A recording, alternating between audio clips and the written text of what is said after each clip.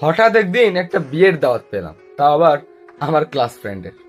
একই কলেজে পড়তাম, প্রায় 1 বছর থেকে আমরা দুজন আলাদা। তো হঠাৎ ফোন দিয়ে বললো যে দোস্ত, আমার তো বিয়ে, তোর দাওয়াত রইলো, তুই আসিস। আমি বললাম ঠিক আছে, আমি অবশ্যই যাব, তোর বিয়ে আর আমি যাব না?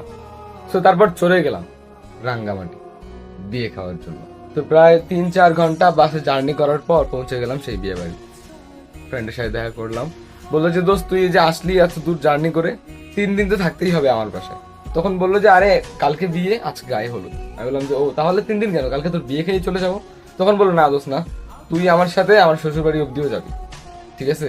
আমার সঙ্গে একদিন তুই সময় দিবি, তারপর চলে যাবি। আমি বললাম ঠিক আছে, দেখি কি হয়। তো দুপুরবেলা হালকা পাতলা আয়োজন ছিল, কারণ আজকে গায়ে হলুদ, তেমন একটা আয়োজন ছিল না। তো বিয়ে বাড়িতে অনেক মেহমান আসছে, তো সবাই মিলে না খাওয়া দাওয়ার একটা আয়োজন হলো দুপুরবেলা। তখন বাজে 2টার সময়। তো আমি আর আমার ফ্রেন্ড খেতে বসলাম। ঠিক আমাদের টেবিলের সামনের টেবিলেই না মানে একদল মেয়ে বসেছিল। তো আমরা যখন খাওয়া শুরু করলাম, তো তখন না মানে আমি আর আমার ফ্রেন্ড গল্প করতে করতে মানে কানের মধ্যে এক ধরনের কথা এসে লাগতেছে, মানে বলতেছে দেখ না কেমন করে খাচ্ছে, এত বড় বড় মুখ করে খাচ্ছে, মনে হয় যে কোনোদিনও খায়নি। মানে এই কথাগুলো না কানের মধ্যে এসে লাগলো। আমি আর আমার বন্ধু চুপ হয়ে গেলাম, বললাম যে কিরে তোর বিয়ে, আচ্ছা ওরা কে রে? তখন বললো আরে ওগুলো আমার খালাতো বোন। আরে বাদ দে না ওসব। আমি বললাম আচ্ছা কাকে বললো বলতো, এইদিকে তো তাকায় আছে, তোকে না আমাকে? তখন বললো আরে দোস্ত তোকেই হয়তো বলবে, কারণ ওরা আমার খালাতো বোন হয়, ওরা তো আমাকে বলবে না। আমি বললাম আরে তোর খালাতো বোন জন্য না বাইচা গেল, না হলে আজকে না একদম ঝাড়ি দিয়ে দিতাম। খালি মানুষের খাওয়া দাওয়া দেখতেছে, আর আমি খাই না বাসায়। ভাই তুই আমার আম্মুকে জিজ্ঞেস করে দেখ আর কি কি বলতেছে এসব ফাল। সো যখন আমি এইভাবে বললাম, হ্যাঁ, তখন দেখলাম যে ওখানকার মধ্যে যে মেয়েটা বলছিল সেই মেয়েটা টেরা চোখে তাকায় আছে, ঠিক আছে? আমিও দেখতেছি যে কিরে আমার দিকেই তাকায় আছে টেরা চোখে, মানে চোখের একটা পলকও পড়ে না। আমি বারবার দেখতেছি, আবার খাচ্ছি, আবার অন্যদিকে দেখতেছি, আবার তার দিকে দেখতেছি, দেখলাম যে সে আমার দিকেই তাকায় আছে। এরপর আমি বললাম যে আপনি কি আমার দিকে দেখতেছেন? আমি হাত হাত ইশারা করা শুরু করলাম, হ্যাঁ। তো তখন দেখলাম যে তাও চোখের পলক পড়ে না।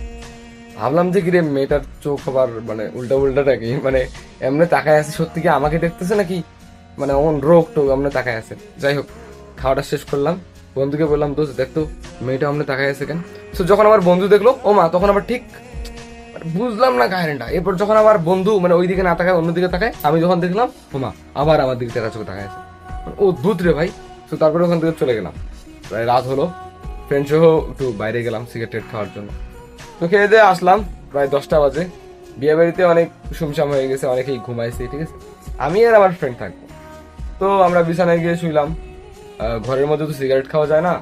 12টার সময় একটু সিগারেট খাওয়ার নেশা ভাসলো, তারপর বাইরে বের হলাম। তো একটা সিগারেট লাগালাম, খাচ্ছিলাম, গান শুনতেছিলাম। তো হঠাৎ করে পিছন থেকে একজন বলতেছে কি অসভ্য হইলে মানে এরকম একটা ভরা বাড়ির মধ্যে সিগারেট লাগায়, কি পরিমাণ বেয়াদব এই লোকটা। তো তখন আমি পিছনে তাকালাম, তাকিয়ে দেখতে পারলাম সেই মেয়েটা। আমি বললাম আচ্ছা আপনি কে? হ্যাঁ, মানে আপনি ওর খালাতো বোন কি সত্যি, নাকি মানে কোনো পেতনি টেতনি? হ্যাঁ বলেন তো।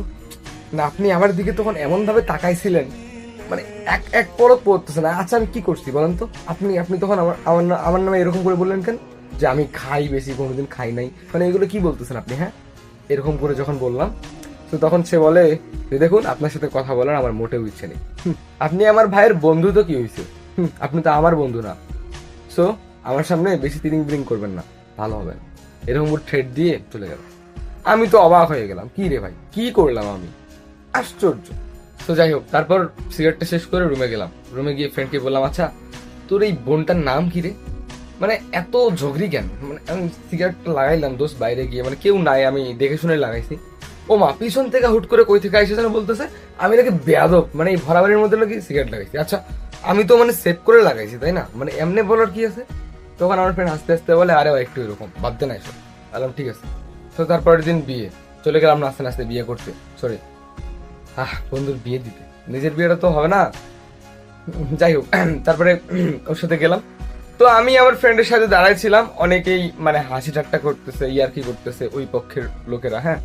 তো তখন না দেখতে পেলাম যে সেই মেয়েটাও আমার কিছুটা দূরে দাঁড়াইছিল, হ্যাঁ। তো আমিও যখন কিছু হেসে হেসে কথা বললাম মানে ওই পক্ষের সাথে, হ্যাঁ, তখন আবার এই মেয়েটা সাইড থেকে বলে কি জানেন, বলে যে সুন্দরী মেয়ে দেখছে তাই কি নাটক, মানে এরকম করে বলতেছে।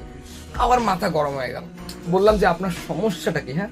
তো যাই হোক, তারপর বিয়ে টিয়ে হলো, কবুল হলো, ফ্রেন্ডের বিয়ে হলো। তারপর খাওয়া দাওয়া করতে বসলাম, আমার ফ্রেন্ড আর তার বউ বসলো, ভাবির সাথে একটু ইয়ার্কি করলাম। কিন্তু ভাবির সাথে ইয়ার্কি করতে করতে না ভাবি আমাকে এক গাছ ভাত তুলে খাওয়াই দিছে, মানে তাতেই আমি খুশি। ঠিক আছে, বিয়ে করতে পারি নাই তো কি হয়েছে, এক গাছ ভাত তো খাইতে পারছি। তো যখন ভাবি আমাকে খাওয়াই দিল না, তো তখন পাশ থেকে আবার ওই মেয়েটা বলতেছে, এ বাপ রে বাপ, মানে অন্যের হাতে ভাত খেতে খুব মজা, তাই না? আমি ওখানে কিছু বলি নাই সবার সামনে, কেউ হয়তো বা খেয়াল করে নাই, কিন্তু আমার কানের মধ্যে কতটা ঢুকছে। যাই হোক, তারপর খাওয়া দাওয়া শেষ করলাম। এরপরে আমার ফ্রেন্ডের সাথে তার ওয়াইফ আছে, তো আমি বললাম যে দোস্ত আমি আর কারে না যাই, আমি বাসে গেলাম, বাসের পিছনে বসবো, একটু সিগারেট খাবো জানালার পাশে বসে। আমি এখানে যাবো না, তুই যা, ভাবিকে নিয়ে যা, আর আমি বাসায় গিয়ে নেমে তোর সাথে কথা বলতেছি। তখন বললো ঠিক আছে, তুই রিল্যাক্সে আয়। তারপর মানে আমার ফ্রেন্ড তার বউকে নিয়ে চলে গেল একটা কারে, আর পিছনে বাস, অনেক মহিলা বাচ্চা কাচ্চা এই বাসের মধ্যে উঠে পড়ে গেছে। ঠিক আছে, তো তারপর কি করলাম, আমি একদম পিছনে গিয়ে বসলাম। তো বাসটা যখন ছেড়ে দিবে, তখন আবার একজন বাইরে থেকে চিল্লাই বলতেছে, বাসটা দাঁড়ান দাঁড়ান দাঁড়ান, একজন আছে। তো তারপর দেখলাম যে সেই মেয়েটা উঠলো, সামনের সবগুলো সিট ভর্তি, মানে পিছনেই একটু ফাঁকা। আমার কি কপাল, সেই মেয়েটাই এসে বসলো পিছনে। ঠিক আছে, মানে আমি সহ্য করতে পারতেছি না, আমি জানালার সাইডে বসলাম। তো দেখলাম যে আরো কয়েকজন এসে বসলো, আর ওই মেয়েটা উঠে আমাদের দিকে চেপে বসলো, মানে একদম আমার সঙ্গেই বসলো। আমার তো মাথা ঘুরতেছে, কি রে, আমি সিগারেট টিগারেট লাগাবো আর এই মেয়েটা আমার পাশে, মানে আমার আমার জাস্ট সহ্য হইতেছে না।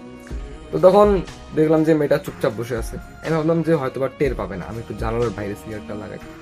তো যখন সিগারেট লাগাবো, তো তখন ম্যাচটা খুঁজতেছিলাম। হ্যাঁ, তো দেখলাম যে ম্যাচটা নাই, মানে ম্যাচটা কই, ম্যাচটা খুঁজতেছিলাম, একটু পরে দেখলাম যে সেই মেয়েটা ম্যাচ দিল, বললো যে এই যে আপনার পকেট থেকে নিচে পড়ে গেছে, লাগান। তো তখন আমি মানে আমার মুখ থেকে সিগারেটটা পড়ে যায়।